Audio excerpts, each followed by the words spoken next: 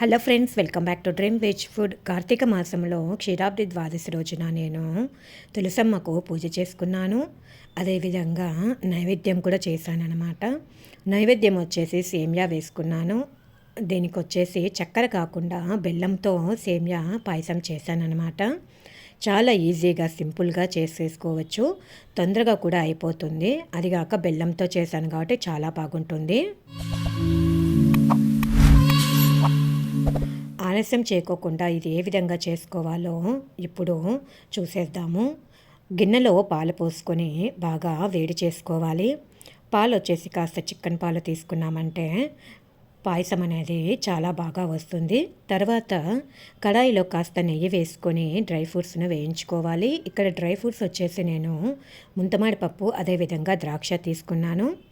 ఇవి వచ్చేసి సిమ్లో పెట్టుకొని వేయించుకుంటే కన్నా మాడిపోకుండా బాగా వస్తాయి. తర్వాత పాలు కూడా పొంగొచ్చాయి అన్నమాట. ఇప్పుడు కొద్దిగా ఒక 5 నిమిషాలు కాగనిచ్చుకొని స్టవ్ ఆఫ్ చేసేసుకుందాము. అదే కడాయిలోనే ఇంకాస్త నెయ్యి వేసుకొని కొద్దిగా సేమియా కూడా దూరగా వేగనిచ్చుకోవాలి. అంటే బాగా ఎరుపు వచ్చేంత వరకు ఏగితే చాలన్నమాట, సరిపోతుంది. ఈ విధంగా ఏగిన తర్వాత ఇది కూడా స్టవ్ ఆఫ్ చేసేసుకొని సిమ్ చేసేసుకోవాలి. చూడండి, ఈ విధంగా సరిపోతుంది. తర్వాత కాగినటువంటి పాలు ఉన్నాయి కదా, ఇందులో వేసేసుకుందాము.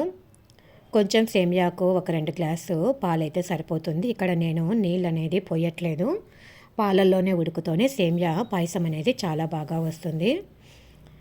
తర్వాత ఇందులో వచ్చేసి ఈ విధంగా పాలు కాస్త దగ్గర పడినాక యాలకులు కాస్త దంచి వేసుకోవాలి. యాలకులు వేసుకున్న తర్వాత స్టవ్ ఆఫ్ చేసేసుకోవాలన్నమాట. అంటే బెల్లం ఇప్పుడే వేయకూడదు, స్టవ్ ఆఫ్ చేసుకొని మూత పెట్టుకొని ఇది చల్లారిన తర్వాత మాత్రమే బెల్లం వేసుకోవాలి. అప్పుడే మనకు పాలు విరగకుండా ఉంటాయి.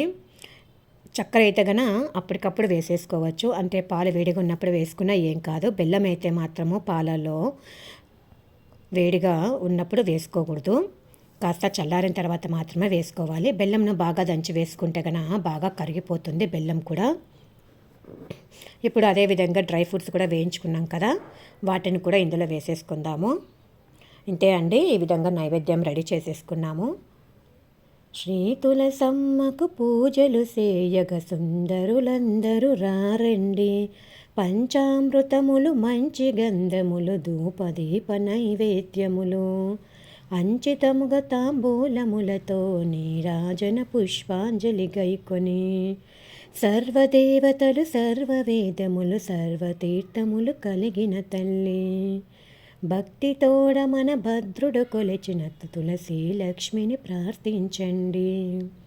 శ్రీ తులసమ్మకు పూజలు సేయగ సుందరులందరూ రారండి, పంచామృతములు పంచిగంధములు ధూపదీప నైవేద్యములు, శ్రీ తులసమ్మకు పూజలు సేయగ సుందరులందరూ రారండి, సుందరులందరూ రారండి.